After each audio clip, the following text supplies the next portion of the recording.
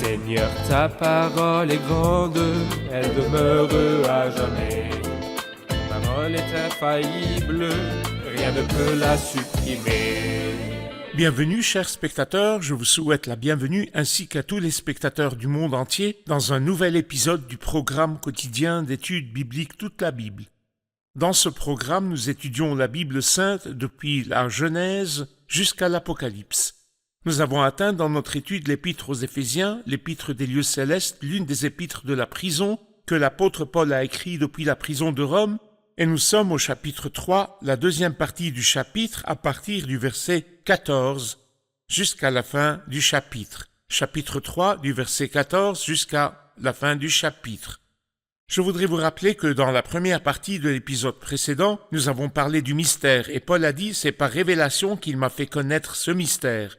Et quel est ce mystère? C'est l'union du Christ avec l'Église qui est formée de Juifs et de non-Juifs qui sont devenus le corps du Christ. Ce mystère n'était pas connu dans l'Ancien Testament, car il est le mystère caché de toute éternité en Dieu et n'a pas été porté à la connaissance des hommes des générations passées. Paul a reçu cette révélation, ensuite les saints apôtres et les prophètes dans le Nouveau Testament ont aussi reçu la révélation, mais Paul était un ministre de ce mystère, était un ministre de l'Église, ainsi il prêchait parmi les païens des richesses infinies du Christ. Nous aurons maintenant, dans l'épisode d'aujourd'hui, un arrêt avec la prière de Paul après qu'il ait montré la grandeur de ce mystère. Permettez-moi tout d'abord de souhaiter la bienvenue à mon invité, le serviteur du Seigneur qui nous honore, le frère Youssef Riyad. Bienvenue, frère Youssef. Merci, nous sommes frère toujours Riyad. honorés de votre présence parmi nous. Que Dieu vous Seigneur bénisse. Nous souhaitons Amen. également la bienvenue à tous nos invités qui sont avec nous au studio.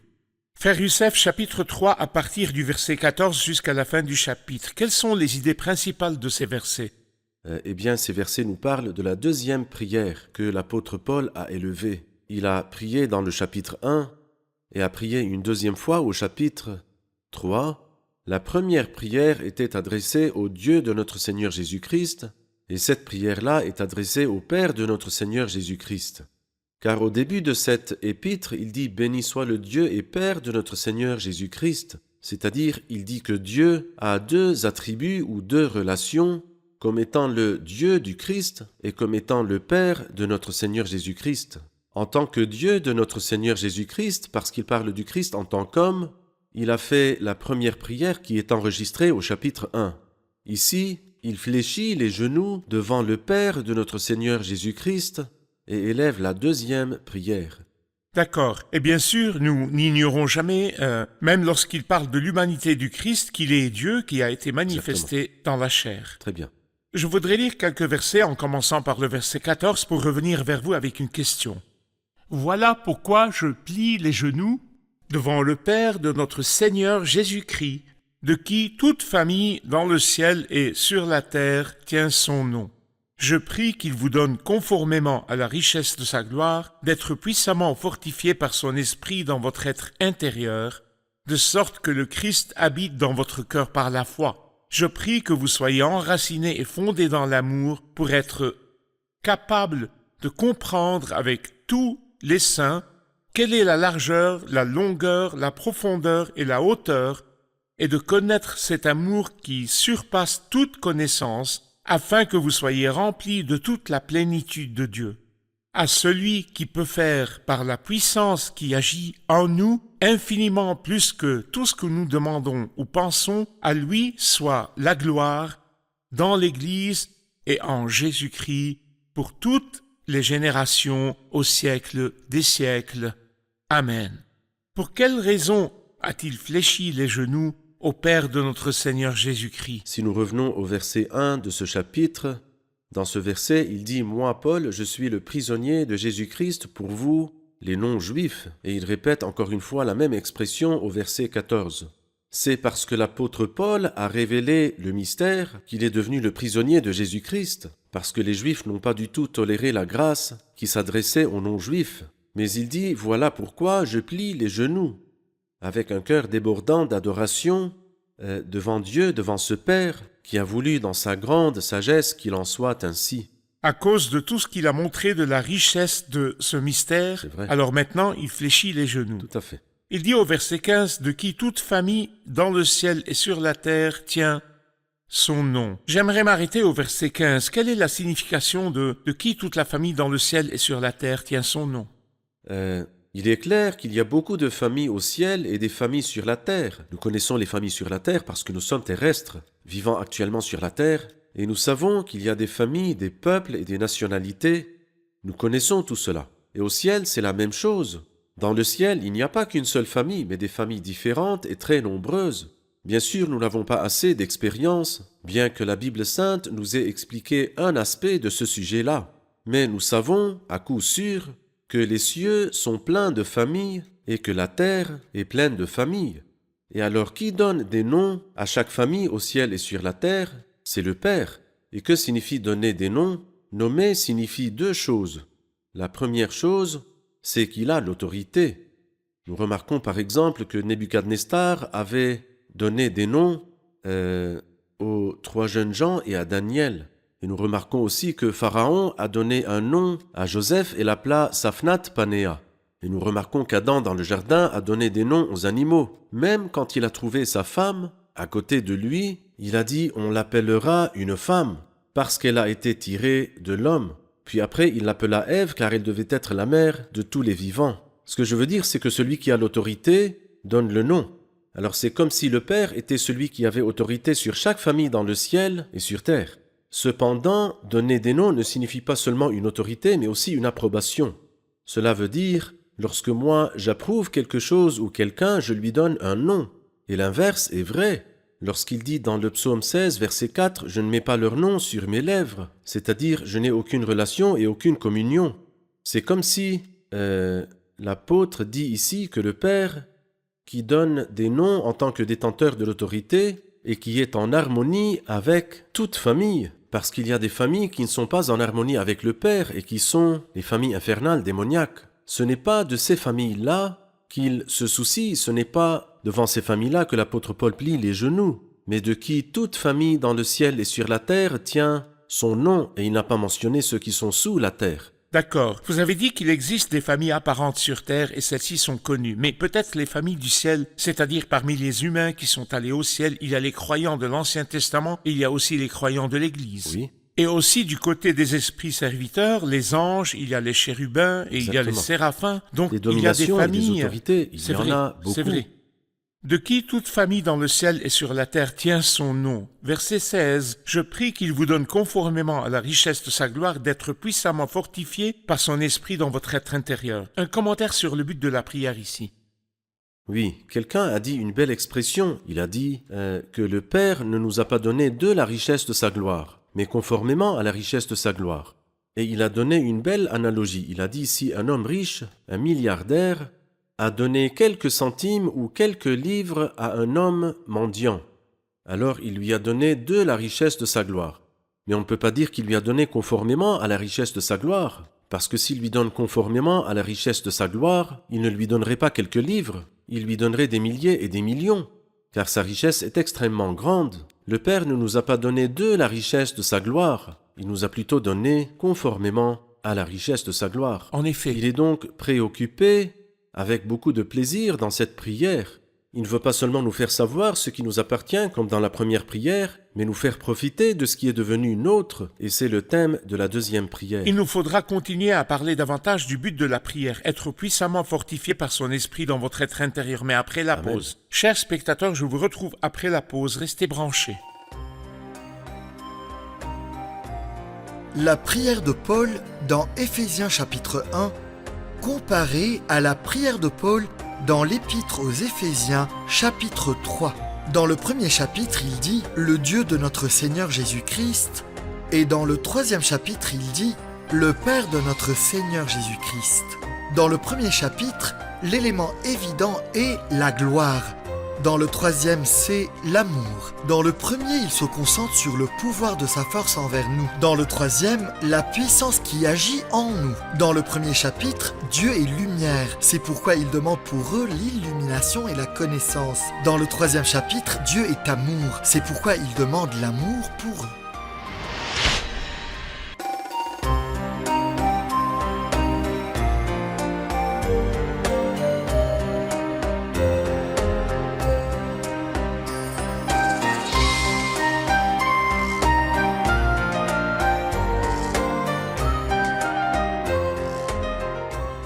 Nous sommes de retour, chers spectateurs, pour continuer notre étude de l'Épître aux Éphésiens, chapitre 3, à partir du verset 14.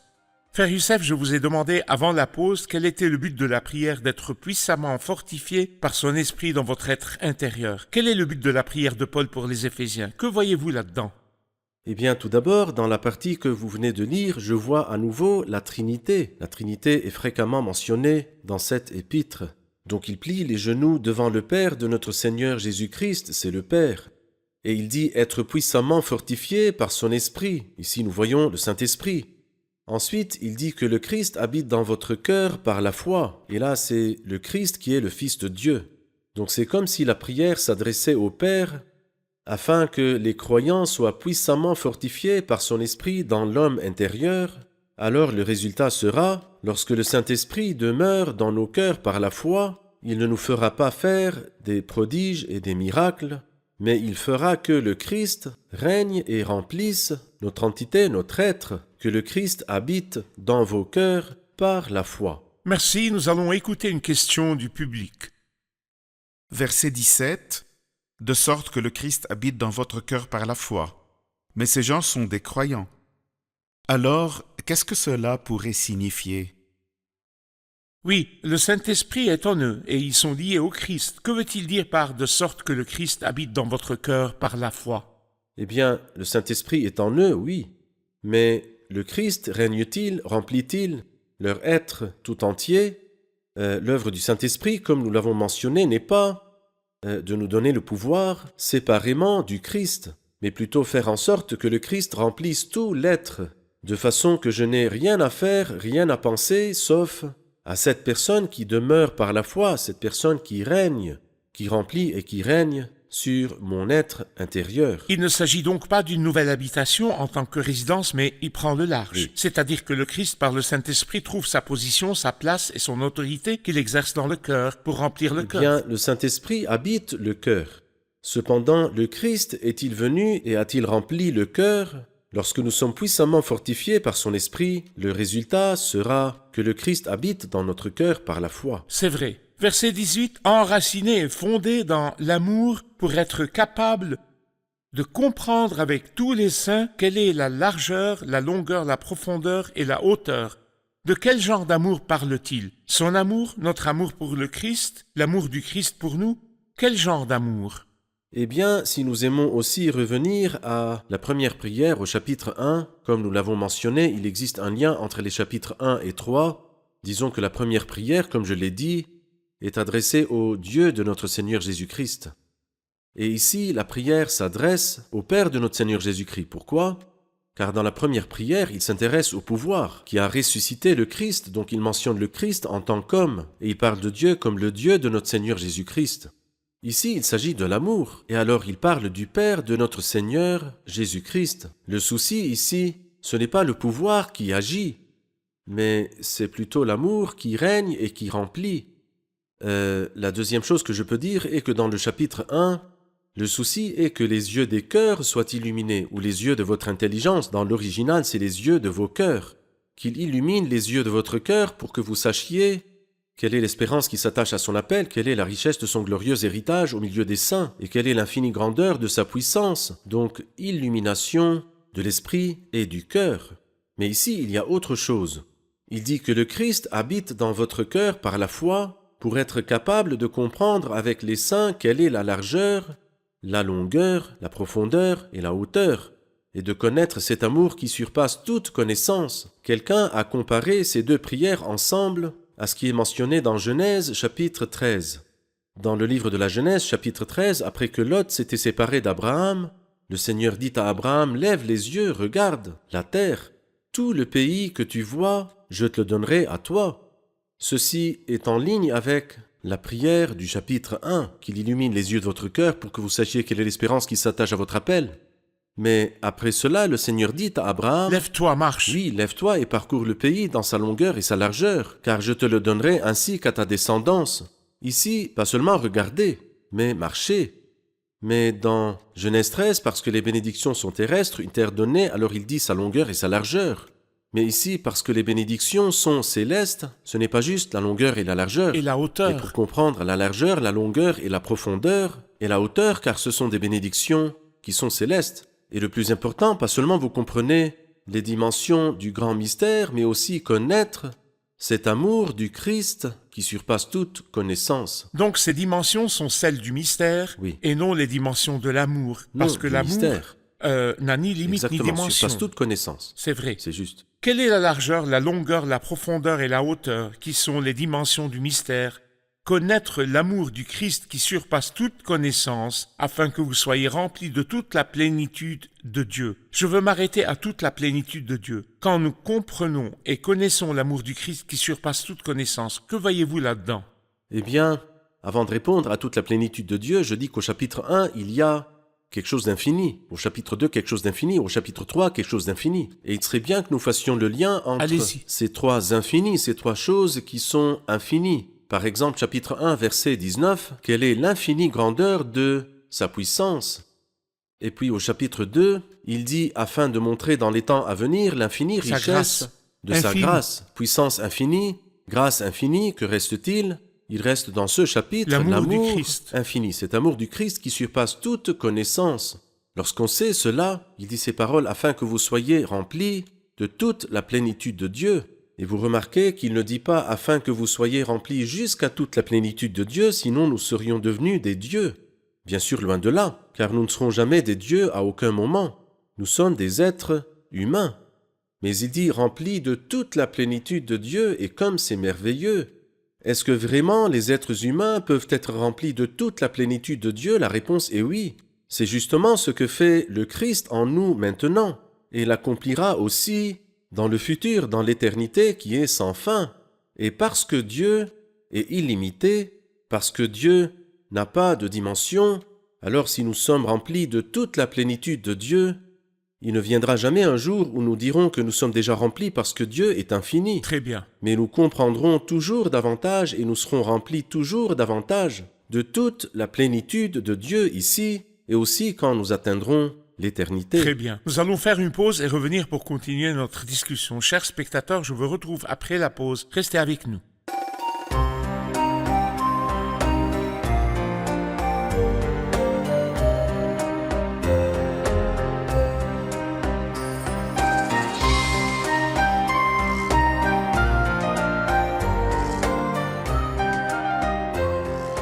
Nous sommes de retour, chers spectateurs, pour continuer notre étude de l'Épître aux Éphésiens, chapitre 3, à partir du verset 14 jusqu'à la fin du chapitre. Et maintenant, nous avons une question du public. J'ai une question au verset 19. Il dit « Et de connaître cet amour qui surpasse toute connaissance ».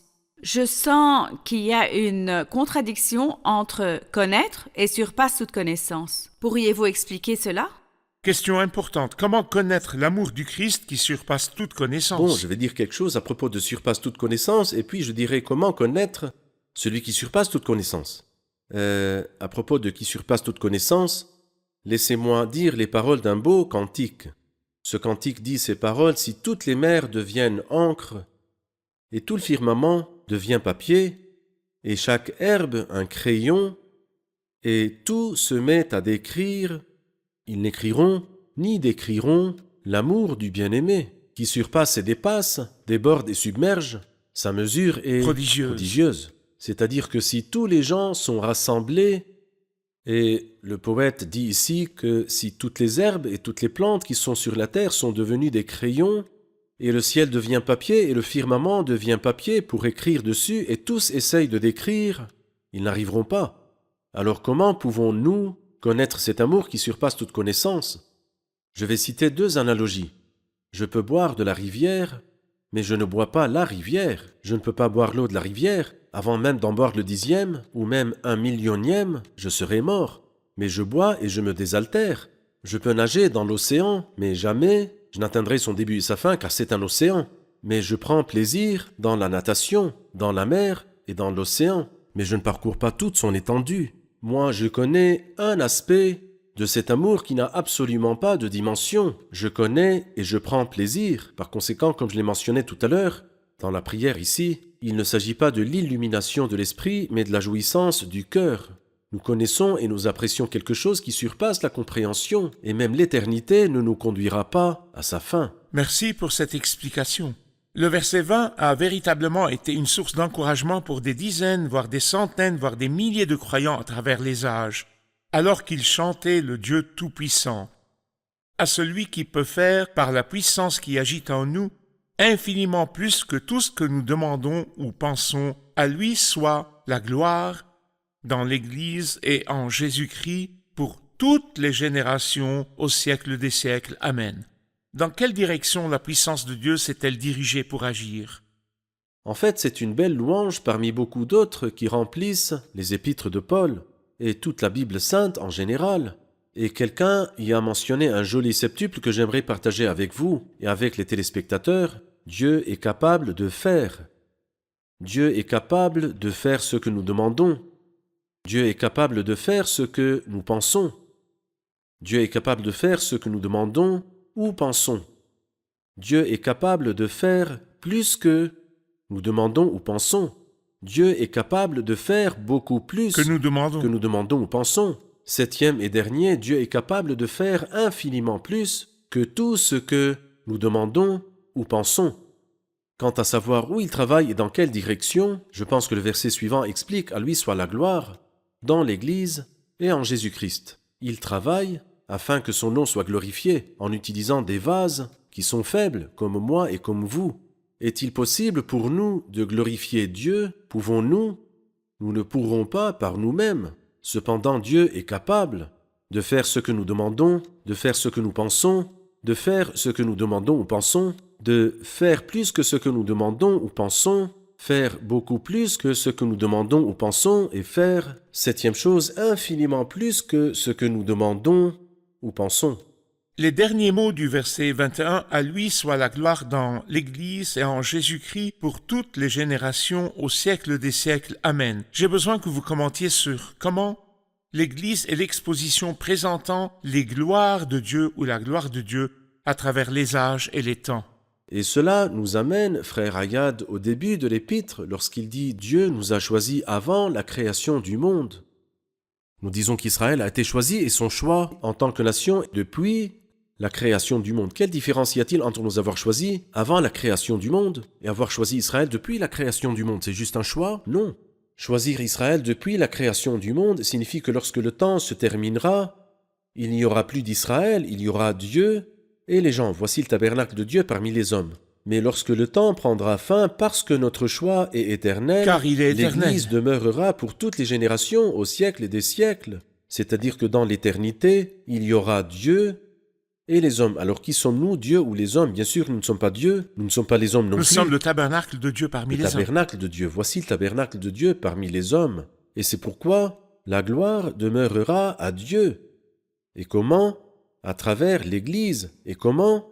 Par Jésus-Christ. Ainsi, Dieu, dans l'Église, par Jésus-Christ, à lui la gloire, pour toutes les générations au siècle des siècles, qui est l'éternité. L'éternité qui n'a pas de fin. Et ici, une fois de plus, nous nous prosternons devant quelque chose qui est au-delà de toute perception compréhensible. Bien sûr, juste pour que les spectateurs ne soient pas perdus avec nous lorsque nous disons que dans l'éternité il y a des hommes et il y a Dieu et il y a l'Église comme tabernacle de Dieu parmi les hommes.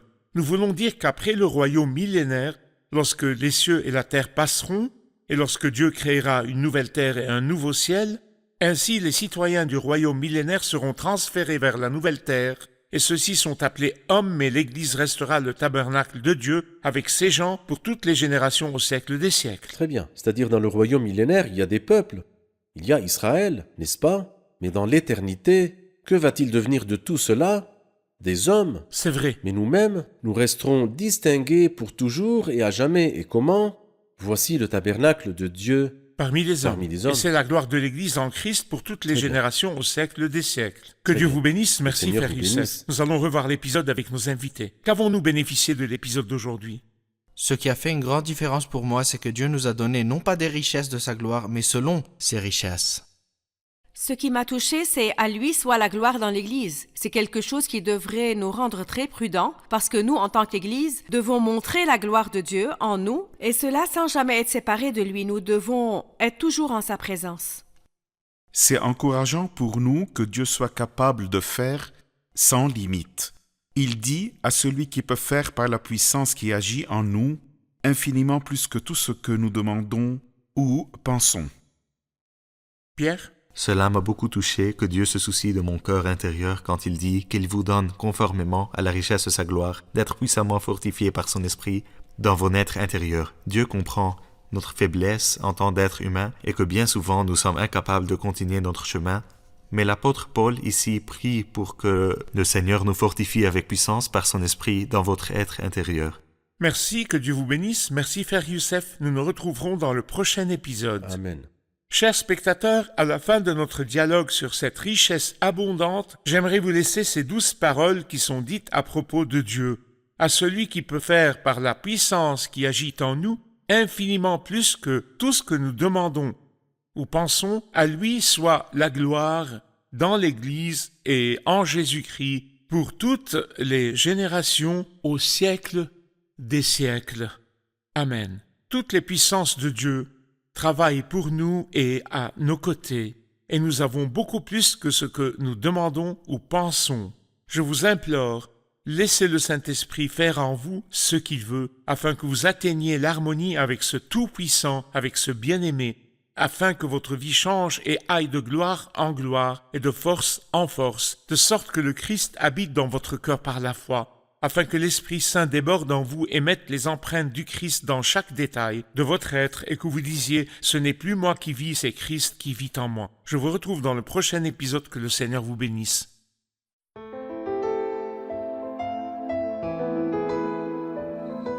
Seigneur, ta parole est grande, elle demeure à jamais. Ta parole est infaillible, rien ne peut la supprimer.